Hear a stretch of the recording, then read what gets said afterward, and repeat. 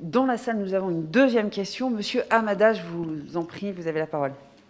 Oui, merci Madame la Présidente. Merci Monsieur Aubert pour cette analyse, et toutes les propositions, suggestions sont à mon sens bonnes à prendre.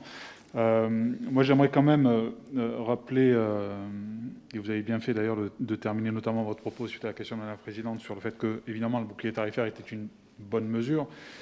Sur l'aspect de vos conclusions, là où vous voyez une incohérence, moi j'y vois une capacité d'adaptation à une réalité qui a énormément bougé en quelques années. Et penser qu'on peut continuer à raisonner de la même manière en 2017 et aujourd'hui me semble, et vous en conviendrez, pas très réaliste. Et j'aimerais rappeler d'ailleurs que, et vous le disiez très justement, le bouclier tarifaire qui permet de limiter à 4% pour les ménages les tarifs d'électricité est une très bonne mesure.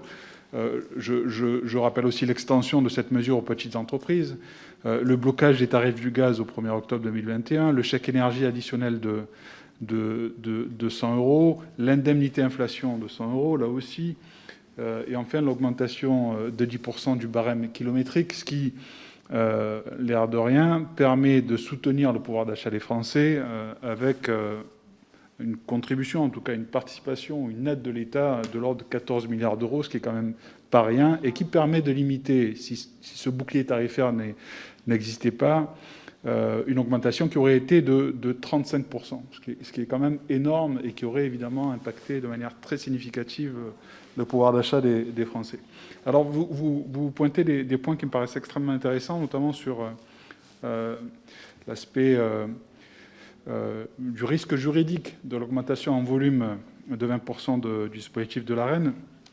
Alors c'est vrai que c'est un risque que le gouvernement a pris et je l'en félicite, mais un risque a été pris au regard, et là aussi je me permets de me répéter, au regard de l'intérêt quasi stratégique pour les Français et leur pouvoir d'achat.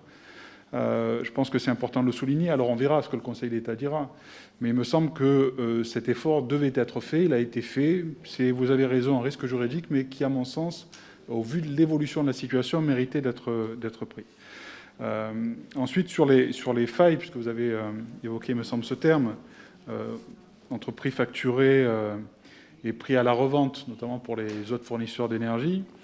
J'aimerais avoir sur ce point, si vous avez 2 minutes encore, peut-être savoir quelles sont vos propositions justement pour faire en sorte qu'à la revente, on puisse s'assurer que le prix facturé au client final reflète bien la volonté qui est la nôtre, et je pense collective, de faire en sorte que le pouvoir d'achat des Français soit assuré, même si les règles de la concurrence devraient pouvoir permettre de le faire, mais j'aimerais avoir votre avis là-dessus.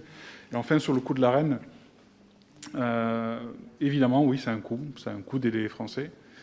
Je pense que l'État là-dessus a été clair. Il y aura un soutien d'EDF autant que nécessaire pour faire en sorte que ces mesures puissent être supportées. Moi, j'irais en conclusion que, évidemment, on a affaire aujourd'hui à une situation géostratégique et sur un point particulier, l'énergie, qui est quand même vital et ô combien.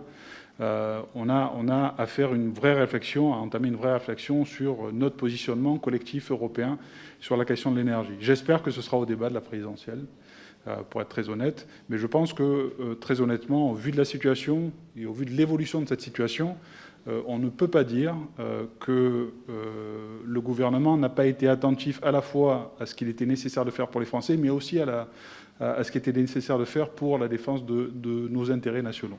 Merci. Merci, Monsieur Hamada.